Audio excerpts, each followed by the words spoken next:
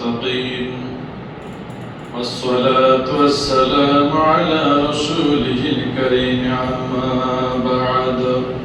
أما بعد فأعوذ بالله من الشيطان الرجيم بسم الله الرحمن الرحيم قل إن كنتم تحبون الله فاتبعوني يحببكم الله ويغفر لكم ذنوبكم والله غفور رحيم قل أطيعوا الله والرسول فإن تولوا فإن الله لا يحب الكافرين إن الله اصطفى آدم ونوحا وعلى إبراهيم وعلى عمران على العالمين. بارك الله فيكم وعلى العزيز وربنا يكون بالآيات والذكر الحكيم فإنه تجاوز كريم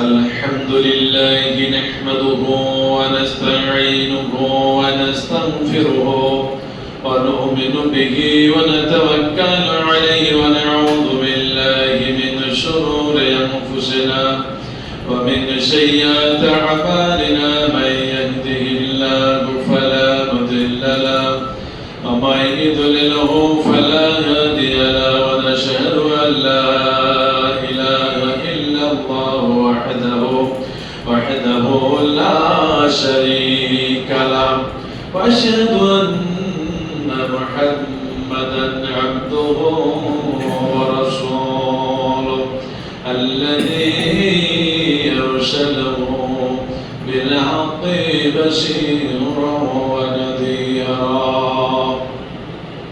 وداعيا إلى الله بإذنه وسراجا منيرا أما بعد فقد قال الله تعالى في كلامه المجيد والفرقانه الحميد أعوذ بالله من الشيطان الرجيم بسم الله الرحمن الرحيم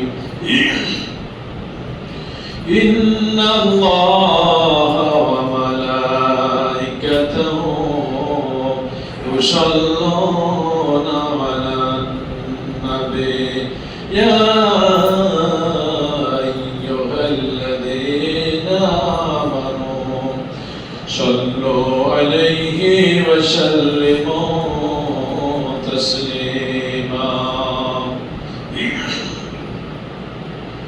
اللهم صل على محمد وعلى آل محمد كما صليت على إبراهيم وعلى آل إبراهيم إنك حميد مجيد اللهم بارك على محمد وعلى آل محمد كما باركت على إبراهيم وعلى آل إبراهيم إنك حميد مجيد. সম্মানিত উপস্থিত মুসলিমবৃন্দ, আমরা খুতবার শুরুতেই সেই মহান আল্লাহ দরবারে শুকরিয়া আদায় করি যে মহান আল্লাহ আজকে আমাদেরকে এখন পর্যন্ত সুস্থ রেখে আল্লাহর ঘরে আল্লাহর কালাম কিছু কথা আল্লাহর কালাম শোনার এবং বলার যে আল্লাহ সুযোগ করে দিলেন, সে আল্লাহ দরবারে আমরা শুকরিয়া আদায় করি। আলহামদুলিল্লাহ। শত কোটি দরুদ এবং সালাম বর্ষিত হোক সেই রাসূলের উপরে, যে রাসূলের জীবন আদর্শকে অনুসরণ করলে, অনুগত করলে, জীবনের প্রত্যেকটা কাজ কর্ম রাসূলের মতো করে সম্পন্ন করলে, মেনে চললে, অনুসরণ করলে আমাদের ইহকালের শান্তি, পরকালের মুক্তির গ্যারান্টি, সেই রাসূলের আমরা উম্মত হতে পেরেছি। এর জন্য আমরা সেই রাসূলকে আমাদের সংক্ষিপ্ত দোয়া এবং দুরূদ আমরা সবাই বলি আল্লাহুম্মা আমিন, আল্লাহুম্মা সাল্লি আলাইহি, আল্লাহুম্মা বারিক আলাইহি। আমি আপনাদের সামনে গত জুমা থেকে আলোচনা করছি শিরক এবং বিদআত সম্পর্কে। শিরক কি জিনিস, বিদআত কি জিনিস, শিরক বিদআতের পরিচয় আপনাদের সামনে তুলে ধরেছিলাম। আজকেও সে বিষয় আলোচনা করব। এই জন্যই আপনাদের সামনে সূরা ইমরানের 30, 31 আরেকটি আয়াত, 32 তিনটি আয়াত তেলাওয়াত করেছি। বিশেষ করে 30 এবং 31 আয়াতের আলোচনা বেশি আসবে। আয়াতকে সামনে রেখে আজকের আলোচনা, যদি আল্লাহ আমাকে তৌফিক দেন তো আমার তৌফিকে ইল্লা বিল্লাহ। তো আল্লাহ বলতে চাচ্ছেন যে হে নবী, তুমি মানুষকে এই খবরটা দিয়ে দাও যে কুল ইন কুনতুম তুহিবুনাল্লাহ, তোমরা যদি আল্লাহকে ভালোবাসো, আল্লাহর ভালোবাসা পেতে চাও, তাহলে তার একটা কাজ করতে হবে। সেটা কি? ফাত্তাবিউনি, তুমি মানুষকে খবরটা জানাও যে আল্লাহর ভালোবাসা প্রিয় বান্দা হতে হলে আমি রাসূলকে তোমরা প্রত্যেক জায়গাতে অনুসরণ করে চলো। আল্লাহর ভালোবাসা ততক্ষণ পর্যন্ত পাওয়া যাবে না যতক্ষণ পর্যন্ত আমরা প্রত্যেক জায়গাতে রাসূলকে অনুসরণ করতে না পারবো, রাসূলের মতো কথা, রাসূলের মতো কাজ করতে না পারবো, ততক্ষণ পর্যন্ত আমরা আল্লাহর মহব্বতের বান্দা হতে পারবো না। তো আল্লাহ এই কথা বলছেন নবীকে যে হে নবী, তুমি মানুষকে এই সংবাদটা পৌঁছে দাও যে তোমরা যদি তোমাদের রবের ভালোবাসা পেতে চাও, নিতে চাও, তাহলে আমি রাসূলকে অনুসরণ করো, মেনে চলো, তাহলে ইউহিব্বুকুমুল্লাহ, আল্লাহ অটোমেটিক তোমাদেরকে ভালোবেসে দিবে। আর আল্লাহ যখন ভালোবেসে নিবে, ভালোবাসবে, মহব্বতের বান্দা যখন হয়ে যাবে, তখন আল্লাহ করবেন কি? ওয়ায়াগফির লাকুম, আপনাদের জীবনের গুনাহ কি করবে? মাফ করে দিবে। তাহলে আমাদের জীবনের গুনাহ মাফ করে নিতে হলে শর্তই হচ্ছে রাসূলকে অনুসরণ করা। যদি আমরা আল্লাহর মহব্বতের বান্দা হতে চাই, আল্লাহর ভালোবাসা পেতে চাই, তাহলে শর্তই হচ্ছে রাসূলকে অনুসরণ করা। রাসূলকে ভালোবাসে নিতে পারলে আমরা আল্লাহর ভালোবাসা পেয়ে যাব। আর আল্লাহর ভালোবাসা যখনই পেয়ে যাব, আল্লাহ অটোমেটিক আমাদের জীবনের গুনাহগুলি কি করবে? ইয়াগফির লাকুম, আমাদের জীবনের গুনাহ আল্লাহ মাফ করে দিবেন। আল্লাহ কথা বলতে চাইছেন যে নবী, তুমি মানুষকে খবরটা জানাও যে আল্লাহর ভালোবাসা পেতে হলে আমাকে অনুসরণ করো। আর আমাকে অনুসরণ করলে আল্লাহ ভালোবাসা পেয়ে যাবে, আল্লাহকে ভালোবাসবে। আর আল্লাহর ভালোবাসা পেয়ে গেলে তোমাদের জীবনের গুনাহ মাফ হয়ে যাবে। আল্লাহু গফুর রহিম, কারণ আল্লাহ হচ্ছে ক্ষমাশীল। আল্লাহর কাজই হচ্ছে ক্ষমা, দয়া করা।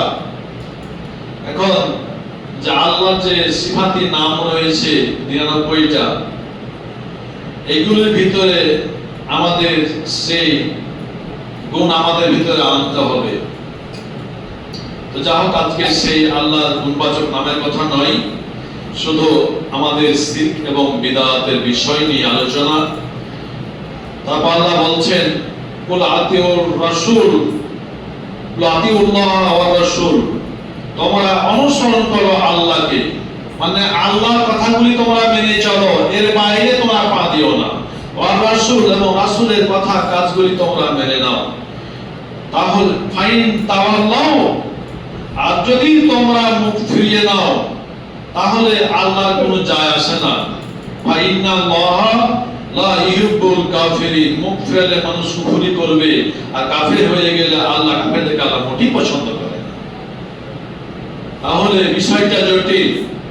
পৃথিবীতে আমাদের চলতে হলে দুইটা জিনিসকে আমাদেরকে মেনে নিতে হবে। একটা হচ্ছে আল্লাহর কিতাব, যেগুলির ভিতরে আল্লাহর সমস্ত আদেশ নিষেধ রয়েছে, এবং রাসূলের হাদিস।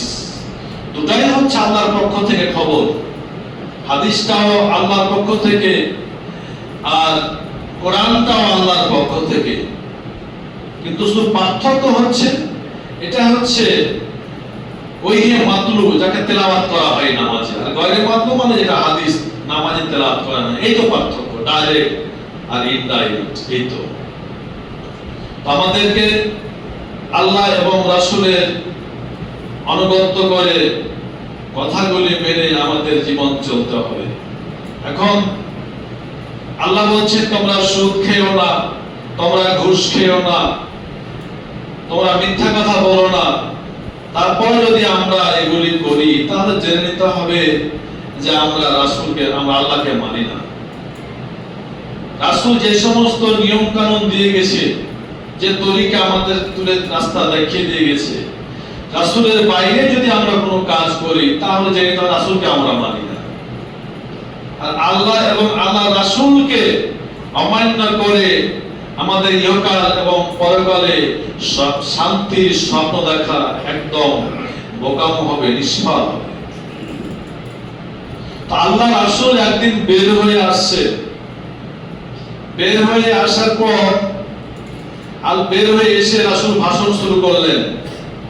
ভাষণ যখন শুরু করলেন, সাহাবারা বুঝতে পারলেন, কথায় বুঝতে পারলেন যে মনে হয় যে রাসূলের কথাগুলি গছিয়ে আনছে।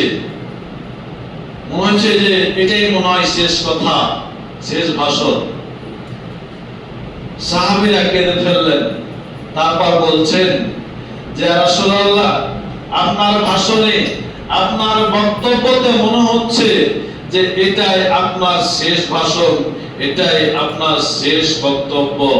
অতএব শেষ মুহূর্তে আমাদেরকে কিছু ওসিয়ত করে যান। সাহাবীরা বলল যে আমাদেরকে কিছু ওসিয়ত করে যান। আল্লাহ রাসূল বললেন শেষ কথা যে তোমরা সব সময় আল্লাহকে ভয় করে চলবে, সব সময় আল্লাহকে ভয় করে চলবে। আল্লাহর ভয় না থাকলে আমাদের কোনো কাজ সঠিক হবে না। এক নম্বরে আল্লাহ রাসূল এই জন্য বললেন যে তোমরা সব সময় আল্লাহকে ভয় করে চলবে। আর দুই নম্বর তোমরা কাজ করবে যে তোমরা সব সময় নেতাকে মেনে চলবে, নেতাকে অনুসরণ করবে, নেতার অনুগত করবে। তবে যেই নেতাকে অনুসরণ করবে, মানবে, ভালোবাসবে, তার আগে দেখবে সেই নেতার ভিতরে আল্লাহর ভয় কতটুকু আছে, আর কোরআন এবং হাদিসের অনুসরণ, অনুকরণ, তার কথায় তার কাজে কতটুকু মিল আছে। সব নেতাকে অনুসরণ করার কথা রাসূল বলেনি, সব নেতাকে মেনে চলার কথা রাসূল বলেনি।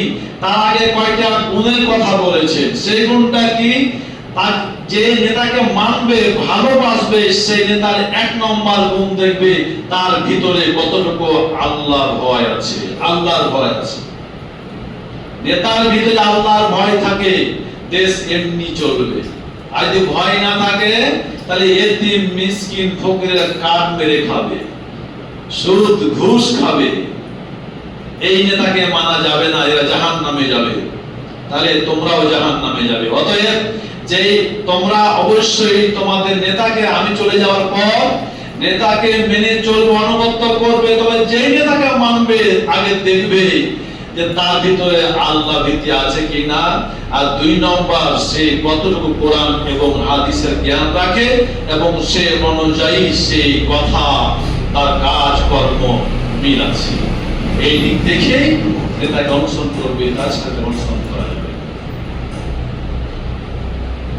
আল্লাহ রাসূল পৃথিবীতে চিরকাল থাকবে না।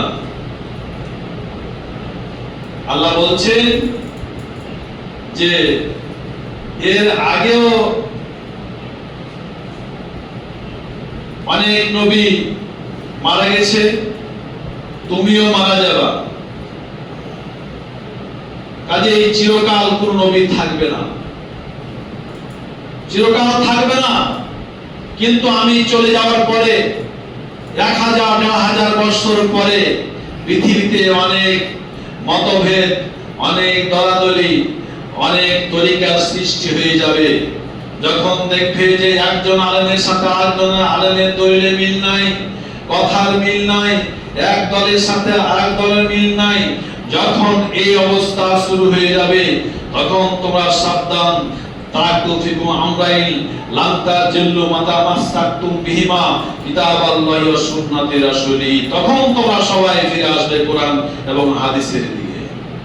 কোন আলেম কি বলছে দেখার বিষয় নয়, কোন দলের নেতা কি বলে দেখার বিষয় নয়, কোন তরিকা কি বলে দেখার বিষয় নয়, কে শিয়া মুসলিম কে সুন্নি মুসলিম সেদিকে তাকানোর সময় নেই। তোমরা ফিরে আসো কোরআন এবং হাদিসের দিকে, তোমরা সেদিকে খুঁজো কোরআন এবং হাদিস কি বলে। আসবেই। আল্লাহ রাসূল বলে গেছেন যে আমি চলে যাওয়ার পর 1 থেকে 1000 বছরে এই অবস্থাগুলি ঘটবে। তাই তো হচ্ছে। এখন আমাদের কোন আলেম কি বক্তব্য দিল টিভির পর্দাতে, কোন বড় মসজিদে কোন আলেম বক্তব্য দিল, সেদিকে তাকানোর সময় নাই। আমরা দেখব সেই আলেমের বক্তব্যটা, সেই কথাটা, আলোচনাটা কোরআন এবং হাদিসের সাথে মিল আছে কিনা, তাহলে গ্রহণ করতে হবে, না হলে গ্রহণ করা যাবে না। আন আবি হুরায়রা রাদিয়াল্লাহু তাআলা আনহু قال قال رسول الله صلى الله عليه وسلم আল্লাহ রাসূল বললেন কুল্লু উম্মতি ইয়াদখুলুনাল জান্নাত, যতগুলো আমার উম্মত আছে সমস্ত উম্মত আমার জান্নাতে যাবে। কুল্লু উম্মাতুন লা ইয়াদখুলুল জান্নাতা, আমার প্রত্যেকটা উম্মত জান্নাতে যাবে। ইল্লা মান আবা, কিন্তু আমার উম্মতের মধ্যে যারা অহংকারী তারা জান্নাতে যেতে পারবে না। আল্লাহ রাসূল প্রথমে বলে দিলেন কুল্লু উম্মতি ইয়াদখুলুনাল জান্নাত, আমার যত উম্মত আছে সবাই জান্নাতে যাবে। দ্বিতীয় নম্বরে শর্ত জুড়ে দিলেন ইল্লা মান আবা, কিন্তু যে সমস্ত আমার উম্মতরা অহংকারী, যে সমস্ত আমার উম্মতরা আবা, ওই সমস্ত উম্মতরা জান্নাতে যাবে না। এবার রাসূল সাল্লাল্লাহু আলাইহি ওয়াসাল্লামকে সাহাবারা বলছেন কি লা মান আবা, সাহাবা বললেন ইয়া রাসূলুল্লাহ কি লা মান আবা, আপনি কোন উম্মতগুলিকে আপনি অহংকারী বলছেন, আবা বলছেন? আল্লাহ রাসূল বললেন আমানা শরীফা কাদ আবা, যে সমস্ত আমার উম্মতের মধ্যে অহংকারী রয়েছে, আমাকে মানে না, বেশি নিজেকেই মাথা করে মনে করে। আমি বলে গেলাম খবরদার তোমরা সুদ খেও না, তারা সুদ খায়, মানে আমার চেয়ে এক কলম তারা বেশি বুঝে। তারা ঘুষ খেতে নিষেধ করে গেলাম, তারা ঘুষ খায়, মানে আমার চাইতে তারা একটু বেশি বুঝে। নামাজের ভিতরে সব কিছু বলে গেলাম, সব লোক আমার আয়াতুনি মুসাল্লি, আমার উপরে নাজিল হয়েছে নামাজ, আর আমার ইমামতি করলো প্রথমত জিবরাইল সাল্লাম, আমি ওনার পিছনে 2 দিন নামাজ পড়লাম। নামাজের সমস্ত নিয়ম কানুন আমার মাধ্যমে যেভাবে শিখিয়ে দেওয়া হলো, সল্লু কামা রাআইতুমুনি উসাল্লি, তোমরা নামাজ ওইভাবে পড়বে। তোমরা কোনো শিয়াকে অনুসরণ করবে না, তোমরা কোনো হানাফিকে অনুসরণ করবে না, তোমরা কোনো মালিকি, কোনো হাম্বলি কিংবা কোনো আলেমকে অনুসরণ করবে না, তোমরা অনুসরণ করবে নামাজেও আমাকে। তো সর্ব জায়গাতেই আল্লাহ রাসূলকে অনুসরণ করতে হবে। তাহলে প্রথমে রাসূল বললেন আমার সমস্ত উম্মত জান্নাতে যাবে, তারপর শর্ত জুড়ে দিলেন ইল্লা মান আবা, তবে যারা অহংকারী, নিজেকে খুব পণ্ডিত মনে করে, অসুবিধা কি না ভালো, রাসূলের চাইতেও ভালো বুঝে যেটা ভালো, অসুবিধা কি, এরকম যারা আমি যা করিনি যারা করবে এরাই হচ্ছে অহংকারী। আমি যাহা করিনি তার চাইতে যারা বেশি করে বা কমিয়ে দেওয়ার চেষ্টা করে এরাই হচ্ছে অহংকারী। না আমার চাইতেও ওরা তো বেশি বড় বুজুর্গ হয়ে গেছে, এরা বেশি বুঝে, এরাই হচ্ছে আবা। আর এই আবার কোনদিন জান্নাতে যাবে না। তাহলে আমাদের প্রত্যেকটা কাজকর্ম হতে হবে রাসূলের মতো, না হলে আল্লাহ দরবারে কবুল হবে না। আল্লাহ বলে দিলেন যে তোমরা যদি আমার আল্লাহর মহব্বতের বান্দা হতে চাও তাহলে আমার নবীকে অনুসরণ করে অনুকরণ করে চলো, না হলে তোমরা আমার মহব্বতের বান্দা হতে পারবে না। আমাদের প্রত্যেকটা ক্ষেত্রে আমাদের রাসূলকে অনুকরণ করতে হবে। মান রাগিবা সুন্নতি ফালাইসা মিন্নি, যে ব্যক্তি রাসূলের সুন্নাতকে তোয়াক্কা করবে না, রাসূলকে মানবে না, সেই ব্যক্তি পথভ্রষ্ট, যতই পরিবর্তন করুক না কেন। তাহলে আমাদের প্রত্যেকটা জায়গাতে আমাদের রাসূলকে অনুসরণ করতে হবে, রাসূলের বাইরে একটা কাজ করা যাবে না।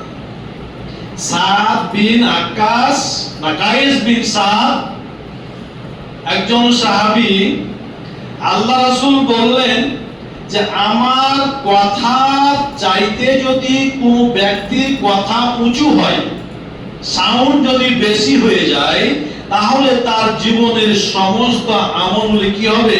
বরবাদ হয়ে যাবে।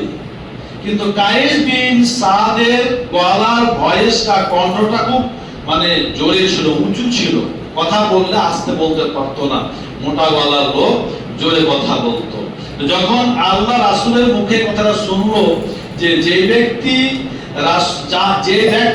কথার সাউন্ড, কথার আওয়াজ রাসূলের কথার চাইতে জোরে হবে, তার সমস্ত জীবনের গুনাহ কি হবে? বাতিল হয়ে যাবে, নষ্ট হয়ে যাবে। এই কথা শুনে কায়েস বিন সাদ একদম চিন্তায়, টেনশনে পড়ে বিছান ধরে নিল। মসজিদে কখন আসে কখন আসে না, রোগা রোগা ভাব। তো দেখছি একদিন কায়েস বিন সাদ মসজিদে আসেনি। সাহাবাদের বলল যে কায়েস বিন সাদ কি ব্যাপার, মসজিদে আসেনি কেন? এবার খবর নিতে গেল, কি ব্যাপার তুই মসজিদে আসেনি কেন? তো বলছে আমি শেষ হয়ে গেছি, আমি বরবাদ হয়ে গেছি। কেন বরবাদ তুমি কিভাবে হলে?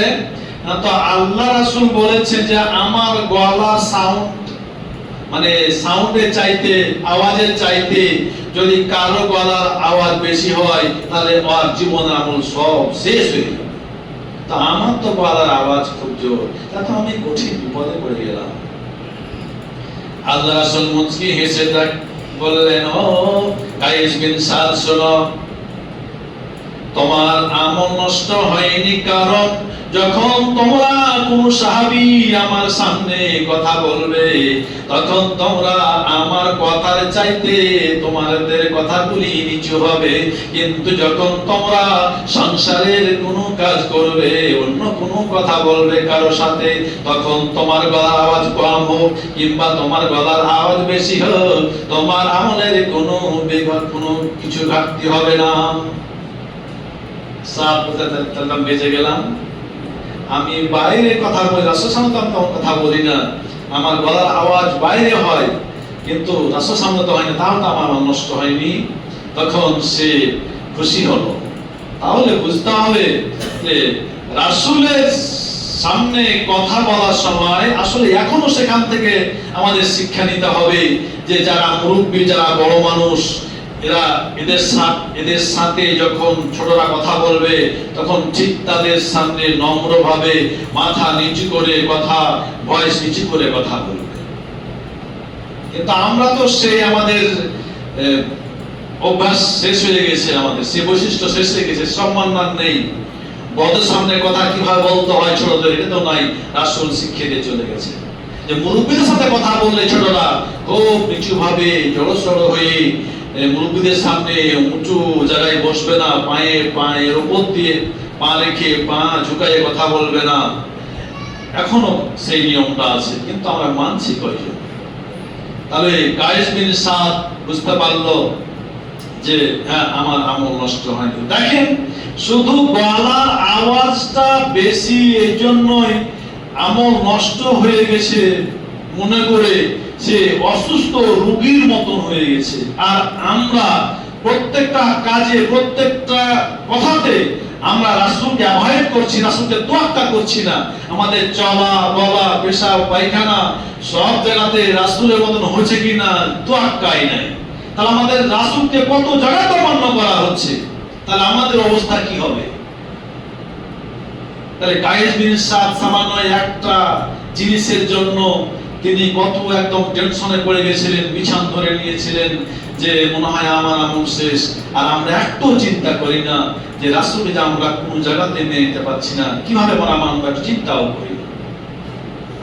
তো সর্ব জায়গাতে আমাদের রাসূলকে অনুসরণ করতে হবে, না হলে আমাদের সমস্ত আমলগুলি শেষ হয়ে যাবে। বনী ইসরাইলের তিনজন ব্যক্তি সফরে গেছিলেন। সফরে ঘুরতে ঘুরতে হঠাৎ আকাশে মেঘ, ঝড় বৃষ্টি যখন শুরু হয়ে গেল, তারা কিভাবে বাঁচবে তারা কোথাও আশ্রয় খুঁজে পাচ্ছে না। একটা পাহাড়, একটা গর্ত খুঁজে পেল, গর্তে তিনজন ঢুকে গেল। ঢুকে যাওয়ার পর এদিকে ঝড় বৃষ্টি শুরু হয়ে গেছে, প্রচন্ড ঝড়। ওই বাতাসের গতিতে একটা বিরাট পাথর, ধরেন ৫,০০০ টন একটা বিরাট পাথর এসে সেখান থেকে গড়ে পড়ে গর্তের মুখটা ঘিরে নিল। অন্ধকার হয়ে গেল। তারা তিনজন ভাবলো যে আমরা এমন জায়গায় আশ্রয় নিলাম আর এমন বিপদে পড়লাম, আমরা মরে যাব, আমাদের মরণের খবরটা কেউ পাবে না। আমার আত্মীয়রা, আমরা এখানে আছি, কেউ পাবে না। আমাদের এখান থেকে মনে হয় কিয়ামতের ময়দানে উঠতে হবে। এভাবে তিনজন খুব চিন্তায় পড়ে গেল যে আমাদের বাঁচার কোনো উপায় নেই। তাকে অপরে আলোচনা করছে যে বাঁচার পথটা কি, একটু আমাদের চিন্তা ভাবনা করার দরকার। আলোচনা করতে করতে এক পর্যায়ে একজন বলছে ঠিক আছে, আমরা আমাদের মালিককে এই খবরটা জানাই। আমাদের যার যা পাপ আছে, পাপের কথা স্বীকার করে আমরা আমাদের মালিককে জানাই। এবারে প্রথম ব্যক্তি, তার যা পাপ ছিল, সে পাপের আমি বলছি না, যে পাপ ছিল সে পাপের কথা স্মরণ করে আল্লাহ বলছে, আল্লাহ আমি জীবনে পাপগুলো করেছি, আল্লাহ তুমি আমার এই পাপগুলি ক্ষমা করে দাও এবং পাপগুলি ক্ষমা করে দিয়ে আমাদেরকে বিপদে উদ্ধার করো। এখান থেকে উদ্ধার করা আমার কেউ নাই তুমি ছাড়া। যখন নিজের পাপের কথা স্মরণ করে যখন আল্লাহর কাছে সারেন্ডার হয়ে ক্ষমা চেয়ে দোয়া করলো, পাথরটা খট করে একটু সরে গেল, একটু আলো আসলো, ওদের ভিতরে একটু সাহস আসলো যে হ্যাঁ আমাদের দোয়া করলে কাজ হবে। এবার দ্বিতীয় জন, তার যা পাপ ছিল সে পাপের কথা স্মরণ করে আল্লাহর কাছে প্রার্থনা করলো, আল্লাহ তুমি ক্ষমা করে দাও এবং এই মহা বিপদ থেকে আমাদেরকে উদ্ধার করো। আর একটু পাথরটা সরে গেল, কিন্তু বের হতে পারলো না, বের হওয়ার মতন প্রায়। এবার তৃতীয় জন আবার তার নিজের পাপের কথা স্মরণ করে আবার তার সে আল্লাহর কাছে ক্ষমা চাইলো। আল্লাহ ক্ষমা করে দিয়ে দোয়া কবুল করে সমস্ত পাথরটা সরে গিয়ে রাস্তা পরিষ্কার হয়ে বের হয়ে চলে আসে। এখন দেখেন, তারা নিজের পাপের কথা স্বীকার করে আল্লাহর কাছে ছোট হয়ে আল্লাহকে বড় মনে করে ক্ষমা চেয়ে আল্লাহর কাছে দোয়া করলো, আল্লাহ কবুল করে নিয়েছে। তাহলে আপন আপন নিজের পাপের কথা স্মরণ করে এক একে দোয়া করলো। তার পারতো যে এভাবে করে আপনারা তালি করেন, কেউ দোয়া করেন, আমরা দুজন আমিন বলি। একজন ইমাম হন, আপনি দোয়া করেন রব্বানা আতিনা ফিদ দুনিয়া এই কথা বলেন আর আমরা আমিন বলি, এটা তো করলেন না। নিজের পাপের কথা আল্লাহকে স্মরণ করাইলো, আল্লাহকে বললো, ক্ষমা চাইলো, তারপরে একে একে একে দোয়া করছে। তাহলে অনুরূপ ভাবে আমাদেরকেও ওই গভীর রাতে উঠে দুই রাকাত নামাজ পড়ে নিজের পাপের কথা আল্লাহকে বলতে হবে যে আল্লাহ আমি এই পাপগুলি করেছি, আল্লাহ তুমি আমার এই পাপগুলি ক্ষমা করে দাও, আমি তোমার গোলাম, আমি গুনাহগার, তুমি আমার মনিব, তুমি গফফার, তুমি ক্ষমা করনে আল্লাহ, ক্ষমা ভালোবাসো আল্লাহ, তুমি আমার জীবনের গুনাহ ক্ষমা করে দাও, মত পর্যন্ত যেন এই পাপ না করি, এই ক্ষমা চেয়ে আল্লাহর কাছে প্রার্থনা করতে হবে। নিজের জন্য প্রথমত বিশ্বের মুসলমানদের জন্য দোয়া করতে হবে, তারপর আসাতের জন্য করতে হবে, আর আল্লাহ দরবারে আমাদের দোয়াগুলি কবুল হবে। তো দেখেন আমাদের ফরজ নামাজের পরে কিছু দোয়া রয়েছে, ফরজ নামাজের পরে অনেক কিছু দোয়া রয়েছে, যে দোয়াগুলিকে রাসূলের সুন্নাতগুলিকে বাদ দিয়ে আমরা নিজের মন মতন আমরা প্রথা অনুযায়ী আমরা সেগুলি করে আসছি, এগুলা গুনাহ হবে। আগে রাসূলের সুন্নাতটা করেন, তারপর পরে আপনি করবেন করেন, রাসূলের সুন্নাতকে বাদ দিয়ে কোনো লাভ হবে না, কোনো লাভ হবে না, আমল বাতিল হয়ে যাবে। আমাদের সুন্নাত, আল্লাহ রাসূল বললেন যে সালাম ফেরার পরে তোমরা একবার আল্লাহু আকবার পাঠ করো, যে ব্যক্তি আল্লাহু আকবার পাঠ করবে তার আল্লাহ সম্মান বাড়িয়ে দিবে। 2 নম্বরে আস্তাগফিরুল্লাহ 3 বার, আল্লাহর কাছে ক্ষমা চাও, আল্লাহ তোমাদের জীবনের গুনাহ মাফ করে দেবে। তারপর আল্লাহুম্মা আনতাস সালাম মিনকাস সালাম, এই দোয়া পাঠ করো, আল্লাহর পক্ষ থেকে শান্তিকে ধরে রাখবে। তারপরে এইভাবে দোয়াগুলি আছে। তারপর আপনার লা ইলাহা ইল্লাল্লাহু ওয়াহদাহু লা শারীকা লাহু, এই কথা বলেছিলাম যে ব্যক্তি 20 বার করে পাঠ করবে বড় 10টা গুনাহ, বড় 10টা নেকি যোগ হবে। তারপরে রাসূল বললেন মান কারা আয়াতুল কুরসি দুবুরান কুল্লু সালাতিল মাকতুবা লাম ইয়ামনাতুল জান্নাত ইল্লাল মাউত, যে ব্যক্তি প্রত্যেক ফরজ নামাজের পরে দুবুরাস সালাত, কুল্লু দুবুরাস সালাত, যে ব্যক্তি প্রত্যেক নামাজের পরে যে আয়াতুল কুরসি পাঠ করবে আল্লাহ খুশি হবে, জান্নাতি মেহমান বানিয়ে দিবে। মরার আগেই জান্নাত, মরার আগেই মেহমান, জান্নাতি ঘোষণা হয়ে যাবে, সহজে জান্নাত যাবে। শুধু ততক্ষণ পর্যন্ত তার সামনে প্রাচীর দাঁড়িয়ে থাকবে, ঢুকতে পারছে না, ইল্লাল মউত, ততক্ষণ পর্যন্ত তার মওতটা হচ্ছে না। কত দামি জিনিস আয়াতুল কুরসি, যে আয়াতুল কুরসি পাঠ করলে মানুষ 5 ওয়াক্ত নামাজ যদি পাঠ করে জান্নাতি ঘোষণা হয়ে যায়।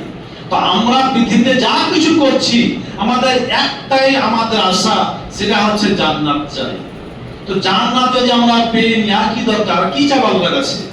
তা আমরা তো অনেকে আয়াতুল কুরসিটা মুখস্থ করছি না।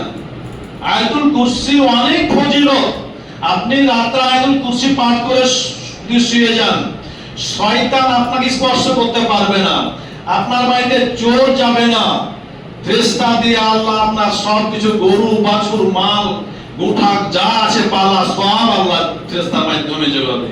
এত সুন্দর জিনিস আয়াতুল কুরসিটা আমরা মুখস্থ করছি না। শুধু আমরা পেয়েছি হুজুর সালাম ফেরার পরে দোয়া শুরু করেন, করবেন তো কোরআনের রাসূলের সুন্নাতটা করেন, রাসূলের সুন্নাতকে বাদ দিয়ে আর কিছু করলে জাহান্নাম ছাড়া জায়গা হবে না। তারপরে আপনি সূরা কুল, ফালাক, নাস পাঠ করেন, আপনার সমস্ত বিপদ থেকে আল্লাহ রক্ষা করবে। যে ব্যক্তি নামাজের পরে সূরা কুল, সূরা ফালাক, সূরা নাস সালাম ফেরার পরে পাঠ করবে, আল্লাহ যাবতীয় বিপদ থেকে ব্যক্তি রক্ষা করবে। এখন দেখেন প্রত্যেকটা মানুষ জন্ম থেকে মৃত্যু পর্যন্ত বিপদের সাথে জড়িয়ে আছে, আল্লাহ রক্ষা করবে। এই সমস্ত জিনিসগুলি আমাদের সালাম ফেরার পরে কিছু কাজ আছে। আল্লাহ রাসূল 28টা পর্যন্ত দোয়াগুলি পাঠ করেছেন। তারপরে দেখেন 100 বার তাসবিহ, 3টা শব্দ, 100 বার সুবহানাল্লাহ, আলহামদুলিল্লাহ, আল্লাহু আকবার, 33 বার 34 বার, এই 100 বার। 100 বার যে ব্যক্তি এই সূরা এই তাসবিহটা পাঠ করবে, তার জীবনের গুনাহ যদি সমুদ্রের ফেনা পরিমাণও থাকে, যখন সমুদ্রে ঝড় উঠে পানির ধাক্কায় এমন ভাবে ফেনা তৈরি হয়, প্রায় ধরেন 2 গজ, মানে 2 ফিট 2.5 ফিট পর্যন্ত আপনার মোটা মোটা হয়ে গোটা পানির উপরে সর পড়ে যায়। পুরা সমুদ্র যদি থেকে যায় ফানাতে, এত পরিমাণ যদি মানুষের পাপ থাকে, যতই পাপ থাকুক না কেন, যদি ফরজ নামাজের পরে বসে বসে তাসবিহ 100 বার 3টা শব্দ পাঠ করতে পারে, তার জীবনের গুনাহগুলি মাফ হয়ে যাবে। এখন এতগুলো সুযোগ সুবিধা থাকার পরেও আমরা সালাম ফেরার পরে একটু না করলে মনে হচ্ছে শান্তি পাচ্ছি। এটা প্রথা মেনে আমাদের কাজ হবে না। যদি প্রথায় মেনে চলবো, যদি আমরা বাতাদাকে অনুসরণ করেই যদি চলবো, তাহলে আদম থেকে শুরু করে যতগুলা নবী এবং রাসূল এসেছিলেন, তারা কি করতে আল্লাহ পাঠাইছিলেন বলে? পৃথিবীতে কিসের জন্য এসেছিলেন? ওরা এসেছিলেন একমাত্র মানব জাতিকে সবকিছু নিয়ম কানুন শেখানোর জন্য, পথহারা মানুষকে, পথ ভোলা মানুষকে সঠিক পথ দেখানোর জন্য, জাহান্নামের রাস্তা থেকে তুলে এনে জান্নাতের রাস্তা তুলে দেওয়ার জন্য। এখন যদি আমরা সেইগুলিকে বাদ দিই, যদি আমরা নিজের মতন করি, তাহলে আমাদের পরিণাম জান্নাত জাহান্নাম হবে। রাসূল যেহেতু বলে দিলেন যে প্রত্যেকটা আমার উম্মাহ, কুল্লু উম্মাতিন ইয়াদখুলুল জান্নাহ, প্রত্যেকটা আমার উম্মত জান্নাতে যাবে, তবে ইল্লা মান আবা, যে ব্যক্তি অহংকারীকে, যে রাসূলকে তোয়াক্কা করে না, নিজেকে খুব বড় মনে করে, বুজুর্গ মনে করে, ভালো মনে করে, রাসূলের ভালো চাইতে ও খুব ভালো বুঝে, এই লোক ছাড়া সবাই কিলামান আবা। যখন সাহাবা জিজ্ঞেস করলো, তখন আল্লাহ উত্তর দিলেন, মান আসালি ফাকাত আবা, যে ব্যক্তি আমার রাসূলকে তোয়াক্কা করবে না, যে ব্যক্তি আমি রাসূলকে তোয়াক্কা করবে না, ওই ব্যক্তি হচ্ছে অহংকারী। তাহলে আমাদের প্রত্যেকটা কাজে রাসূলকে অনুকরণ করতে হবে। কোন আলেমকে অনুসরণ করার কথা বলেনি, কোন মাযহাবকে অনুসরণ করার কথা বলেনি। সবসময় রাসূলকে মেনে চলে আমাদের সেই অনুসরণ করার কথা কোরআনে এসেছে, হাদিসে এসেছে। তো আল্লাহ তাআলা আমাদেরকে যেন সেই জ্ঞান, সেই বিবেক দান করে, যে আমরা যাতে রাসূলের বাইরে এক পাও না রাখি, রাসূলের মতো করে দুনিয়ায় চলার, কথা বলার, কাজ করার তৌফিক দান করেন। আল্লাহ তুমি আমাদেরকে জান্নাত হিসেবে কবুল করো, রাসূলের উম্মত হিসেবে কবুল করো। কিয়ামতের ময়দানে যাতে আমরা মাথা বুক উঁচু করে বলতে পারি আমরা রাসূল সাল্লাল্লাহু আলাইহি ওয়াসাল্লাম উম্মত। আল্লাহ তুমি আমাদের কবুল করো এবং রাসূলের মতন আমাদের পথবন্দী করার তৌফিক দান করে আমার সবাই বলে আল্লাহুম্মা আমিন। আমাদেরকে সেই বুঝ, সেই জ্ঞান, সেই বিভিন্ন শয়তানের চক্রান্তে, বিভিন্ন অসহায়তা থেকে আমাদেরকে দূরে রাখিও, আমরা সবাই বলি আল্লাহুম্মা আমিন। বিশেষ করে আমার এক ভাই হবিবুর রহমান 1000 টাকা দিয়েছে মসজিদে, এবং ওনার বউ দিয়েছে 100 টাকা দিবে, হয়তো আমাদের দায়নি দিবে।